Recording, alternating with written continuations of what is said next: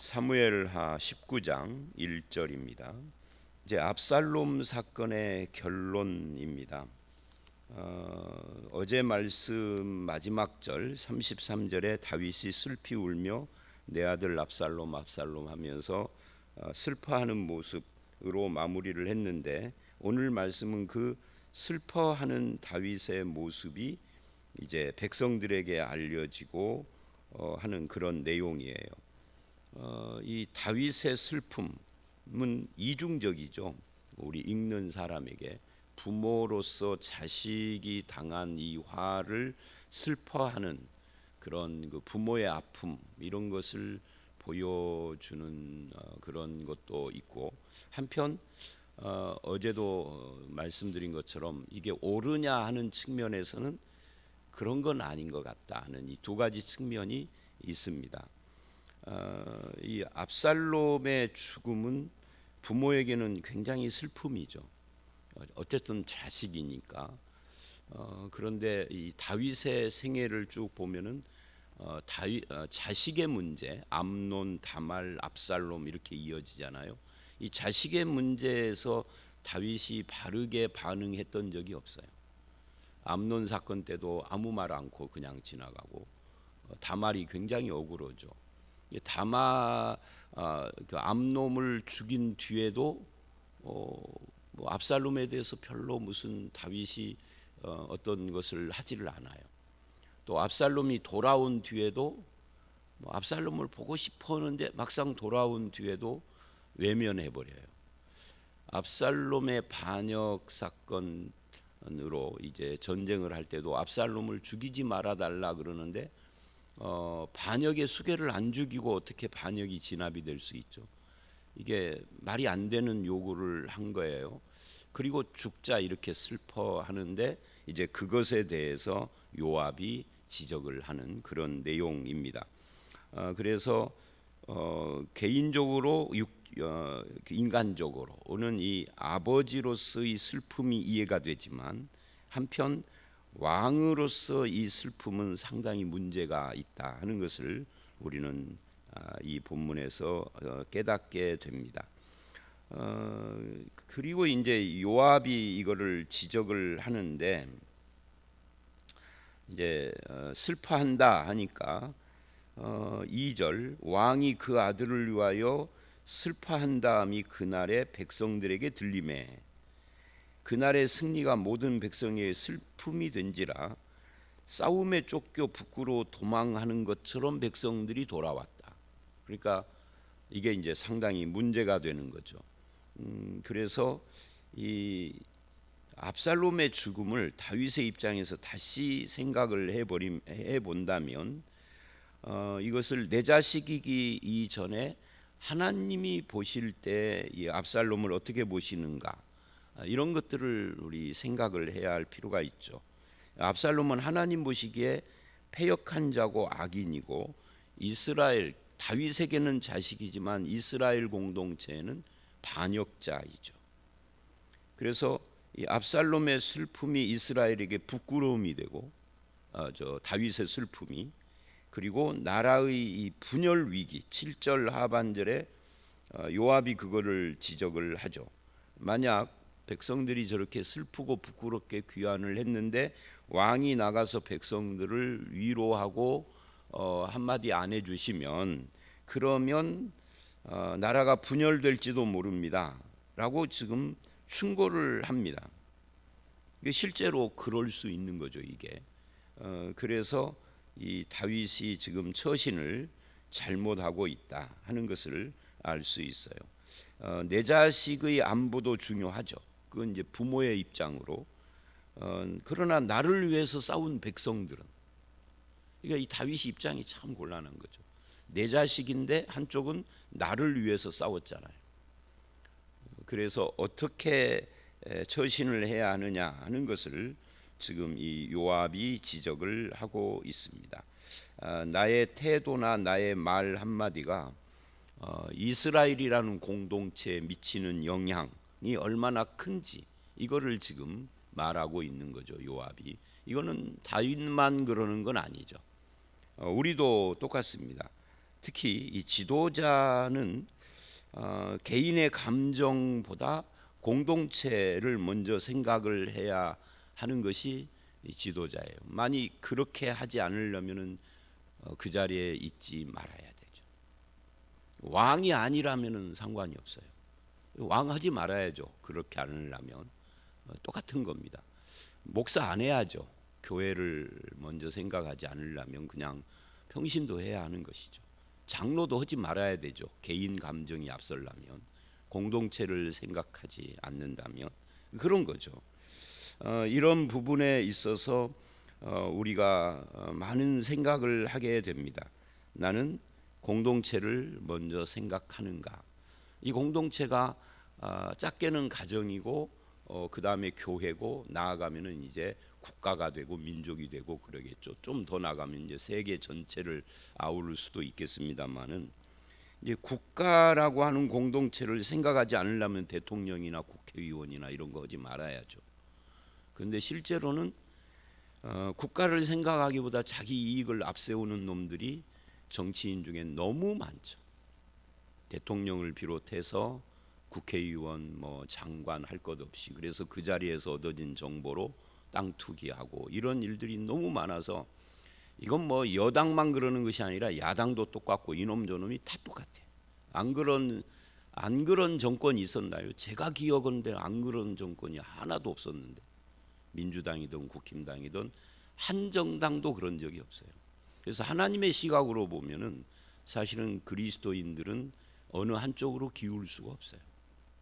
하나님의 시각으로 봐야 하는 거죠. 자, 다시 돌아와서 그래서 다윗은 지금 공동체를 생각하고 있지 않다. 백성들이 부끄러워하고 슬퍼하고 승리했는데도 승리가 아니에요. 이 자식 문제 때문에 우리나라가 한때 자식 기살리기라는 것이 유행했었잖아요. 지금은 없어진 게 아니라 이제는 기살리기라는 말을 할 필요도 없이 다 그렇게 사니까 이제는 그런 용어가 필요 없는 거예요. 자식 기살리기라고 하는 것이 굉장히 유행을 했어요. 그 후로 어떤 일이 일어났죠? 선생님도 계시고 그러지만 그 후로 우리나라는 학교에서 아이들을 훈육하기가 어려워졌죠. 그리고 이제는 법으로 이제 그건 금지시켜 버렸죠. 그런데 아이들이 훈육이 필요 없는 존재인가요? 저는 그렇게 생각하죠. 법이 잘못된 거죠. 이 기살리기 이런 것들 때문에 그 뒤로 이제 1990년대 초부터 그런 것들이 바람이 불었어요. 그러니까 지금 30대 애들은 그런 교육 풍토에서 자라온 사람들이고 그들이 이제 결혼해서 자식을 낳았어요. 이제는 누구도 이제는 그 자녀들을 훈육할 수 있는 사람이 없죠. 부모도 안 되고 학교는 말할 것도 없고 이제 이게 옳은 거냐 할 때 이 다윗의 이런 태도가 오늘 우리들에게는 그런 것하고도 연결이 된다고요. 근데 성경으로 돌아오면 인간은 훈육이 필요 없고 제재도 필요 없는 자율적인 존재인가 할 때 성경은 그렇게 말하잖아요. 인간은 원래 창조될 때는 선하게 창조됐지만 타락한 이후에 인간은 태어날 때부터 죄를 안고 태어나요. 그래서 이런 사람들은 자율적으로 알아서가 아니라 순종을 배워야 하는 거죠. 알아서 할 수 있는 존재가 아니에요. 그래서 종교 개혁자들은 이 인간의 자유의지 이야기를 하면서 노예의지 이런 말을 쓰기도 했습니다. 인간은 스스로의 의지를 스스로 통제하는 것이 아니다. 그래서 노예의지라는 말도 하고 자유의지가 있으나 그것이 선하게 사용될 가능성이 적은 거죠.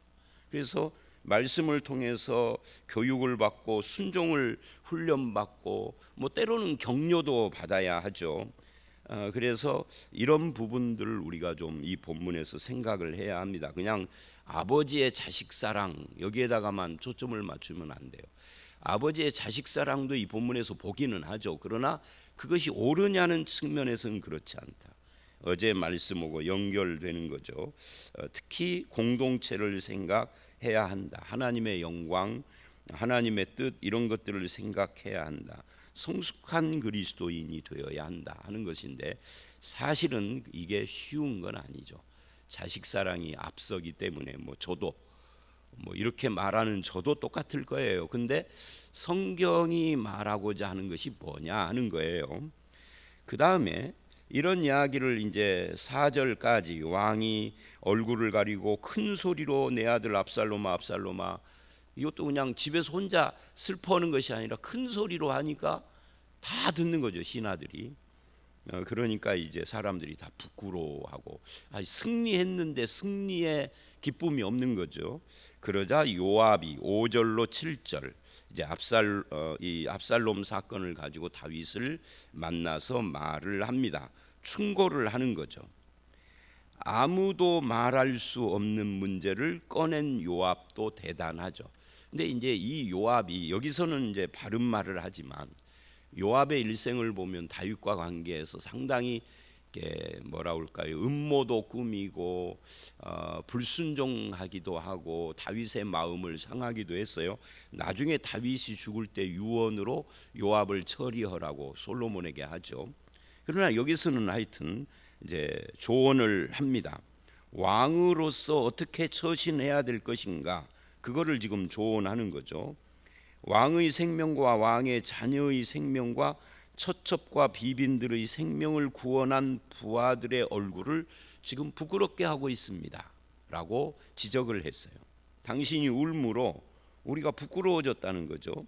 이는 왕께서 미워하는 자는 사랑하고 사랑하는 자는 미워하고 지휘관과 부하들을 멸시하시는 행위다. 이게 옳은 지적이죠. 만일 압살롬이 살고 우리가 죽었더라면 왕이 기뻐하셨을 것 같습니다. 그게 마땅히 여겼을 것 같습니다. 말이 안 되는 이야기죠. 압살롬이 살았으면 다윗의 군대가 졌다는 이야기인데, 그건 말이 안 되는 이야기인데 지금 당신의 태도는 마치 그래야 했을 것 같이 지금 울고 있다는 거죠. 신랄하게 지금 지적을 해요.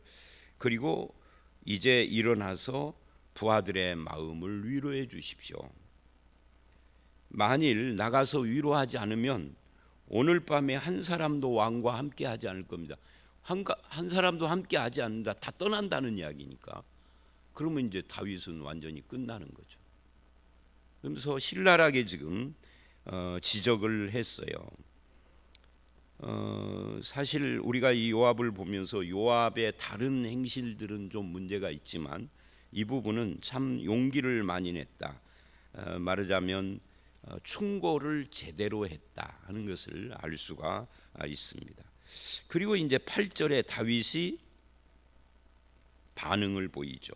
성문 앞에 나가서 앉음에 모든 백성들이 왕의 문에 앉아 계신다라고 하면서 왕 앞으로 나오고, 이제 일단 이 압살롬 사건은 마무리가 돼요. 일단 아직 완전한 마무리는 아니지만 다윗이 위대한 점, 위대하다라는 말을 쓰기는 좀 그렇기는 해도 다윗이 좋은 점이라고 해야 되겠죠. 선한 점, 장점. 바세바 사건 때도 그랬고, 다윗은 인간의 약점을 다 드러내요. 우리하고 똑같은 거죠. 나도 이런 일이 있었다면 나도 내 자식을 위해서 울 거예요. 그죠? 여러분도 그럴 거고. 근데 그것이 잘못됐음을 지적받자 바세바 사건에서도 즉시 회개하고, 그것이 잘못됐음을 지적받자 이 압살롬 사건에서도 태도를 즉시 바꿔요. 이게 이제 다윗의 장점이죠. 하나님 앞에서든 인간 앞에서든 누구든지 잘못할 수 있습니다. 저도 할 수 있고 여러분도 할 수 있고. 근데 우리는 그걸 지적받으면 고집을 부리죠.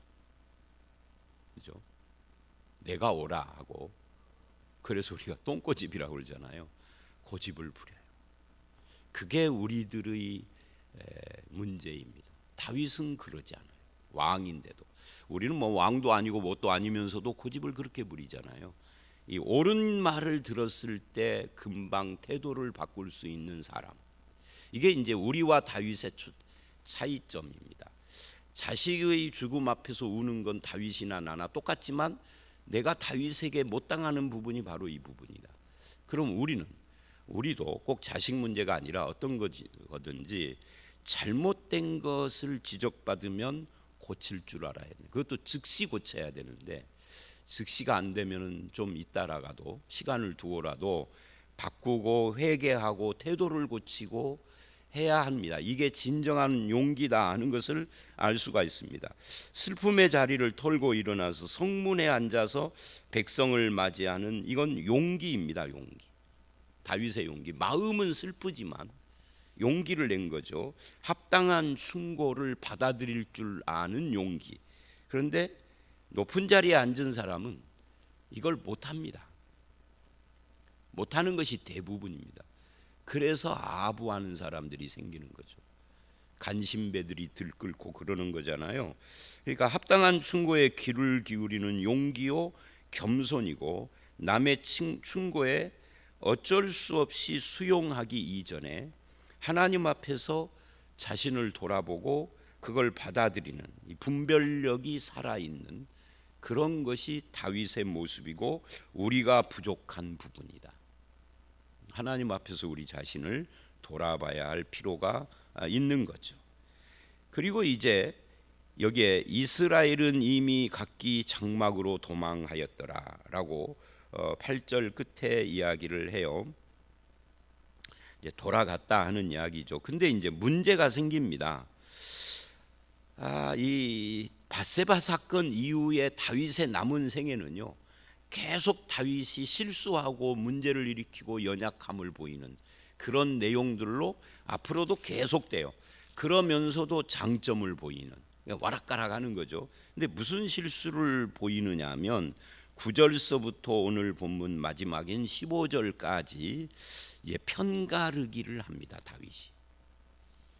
이걸 이제 우리가 30절까지 쭉 내일 말씀까지 쭉 보는데 여기에 다윗의 실수가 첫 번째 실수, 뭐 두 번째, 세 번째가 있는 건 아니지만 이 첫 번째 실수가 우리 의식, 우리가 남이가 뭐 이런 경상도 사람들이 하는 이 우리가 남이가 하는 이 편가르기 실수를 합니다.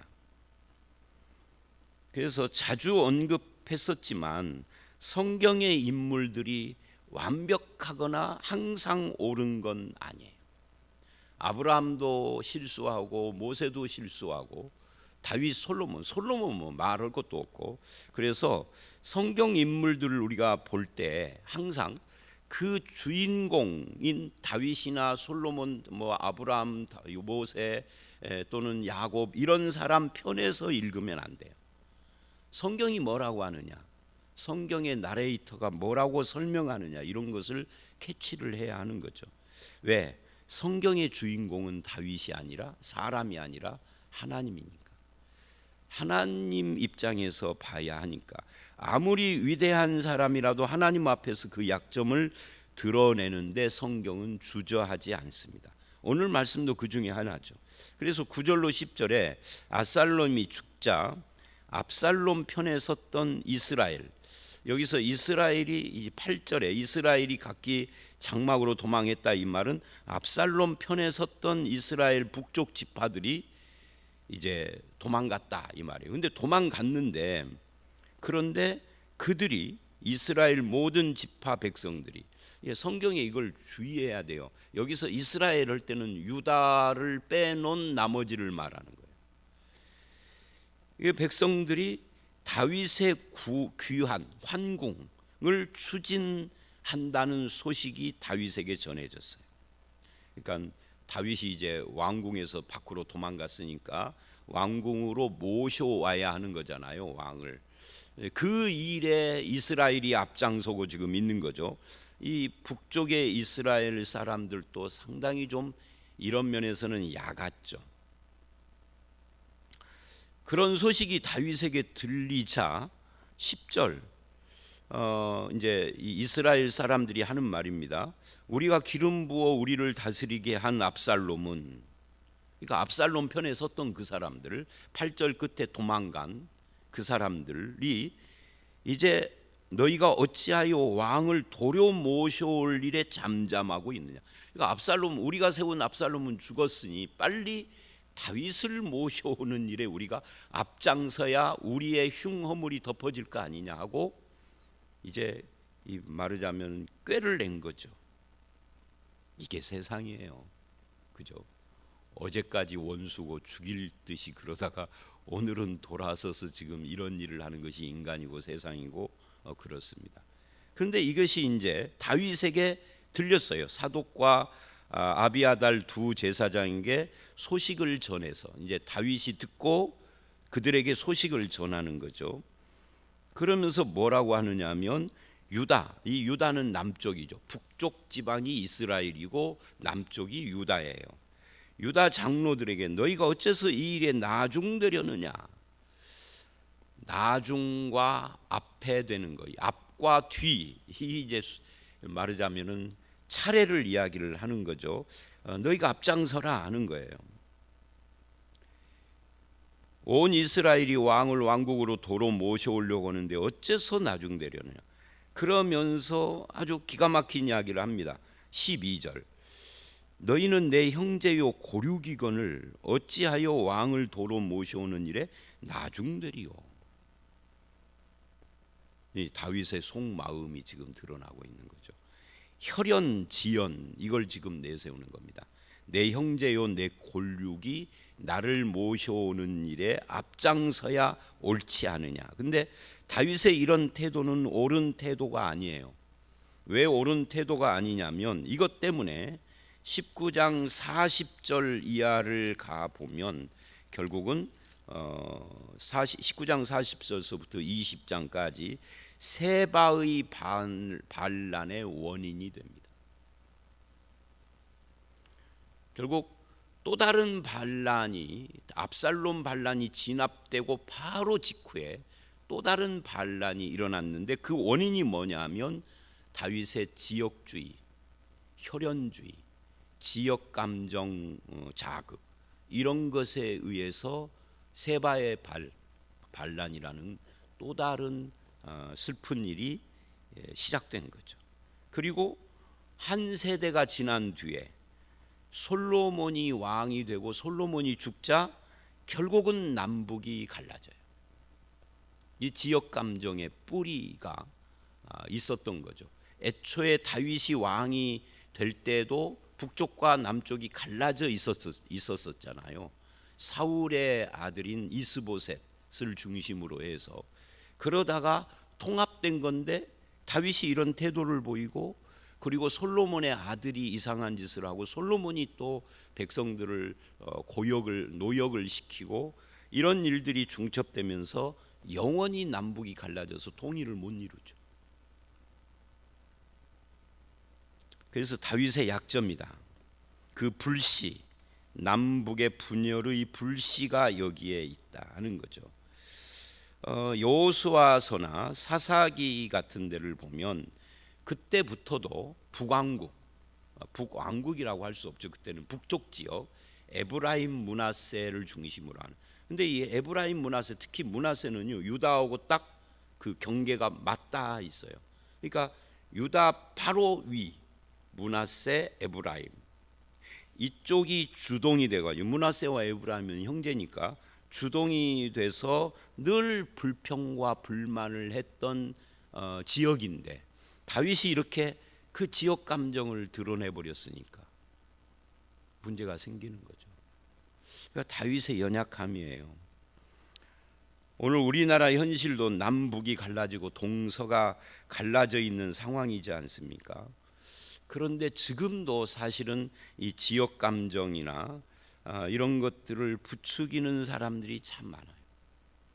교회도 그러고 교회 안에서도 지역 감정 부추기는 사람들 참 많고 정치 지도자들은 말할 것도 없고 그걸로 자기 자리 보존하고 대대로 해먹으니까.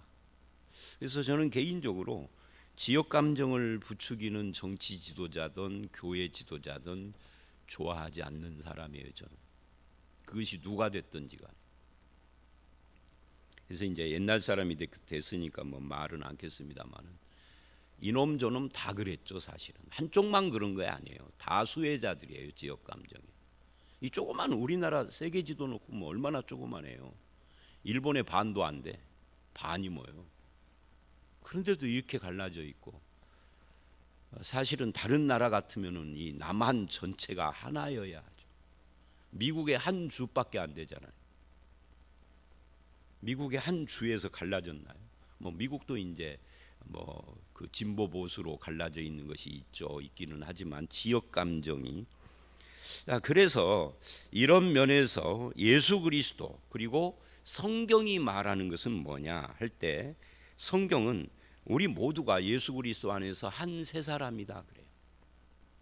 에베소서 2장이 그 핵심이죠.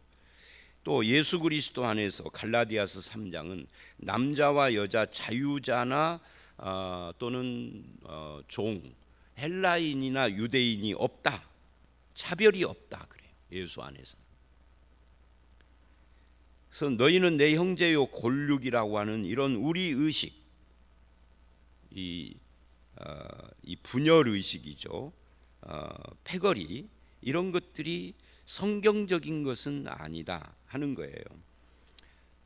그래서 이제 이런 부분들이 우리들 가운데도 혹시 있는지에 대해서 우리가 생각을 많이 해야 합니다. 교회 안에도 이런 패거리를 조장해서 나를 도와줄 사람 만들고 하는 목회자들도 많고, 또는 목회자 말고도 그렇게 무리짓는 사람들이 참 많은데, 패거리라는 것이 지역으로만 모이는 게 아니에요. 출신 학교로도 모이고 직분으로도 모이고 뭐 그런 것들이 있어요. 그거는 좋은 것이 아닙니다. 12절로 15절, 그래서 내 형제 내 골육이라고 계속 강조를 하고, 아마사에게도 너는 내 골육이 아니냐, 네가 요압을 이을 사람 아니냐 하고 계속 개인에게, 이거 좋은 모습이 아닙니다. 그리고 14절 모든 유다 사람들의 마음을 하나같이 기울게 하며 그래요. 지금 성경은 이 모습을 좋게 기록한 것이 아니에요. 기울게 하며 그들이 왕께 전가를 보내어 당신께서 돌아오소서 한지라, 이제 유다 족속이 왕을 맞아 길갈로 돌아옵니다. 이것이 40절로 이어지는 거예요.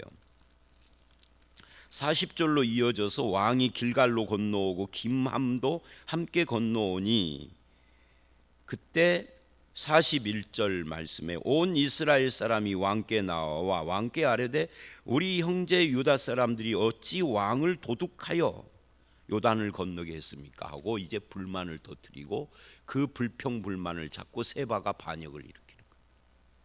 자, 시간이 많이 갔으니까 이만큼 마무리를 하도록 하겠습니다.